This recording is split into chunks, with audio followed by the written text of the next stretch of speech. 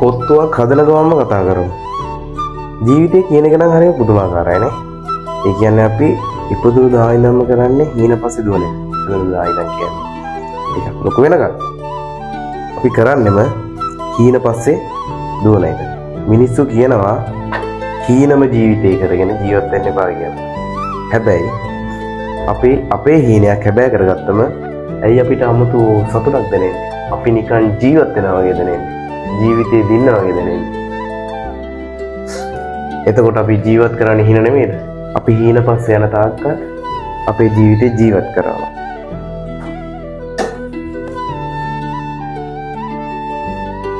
එක හීනයක් ජයග්‍රහණය කරද්දී ඔයාලා තව හීන වෙනුවෙන් වැඩ කරන්න. තව හීන අදාගන්න. තව හීන ගොඩනගා ගන්න. ඒ හීන ජයගනිද්දී තමයි ජීවිතේ සතුට කියන එක වැඩි වැඩියෙන් ලැබෙන්නේ. ඔයාලා හීන දකින්න නැතුව ජීවත් වෙන්න පුළුවන් කියලා කියනවා නම් ඒක බොරුවක්. අපි ජීවිතේ ජීවත් කරවන්නම හීන දකින්න වෙනවා.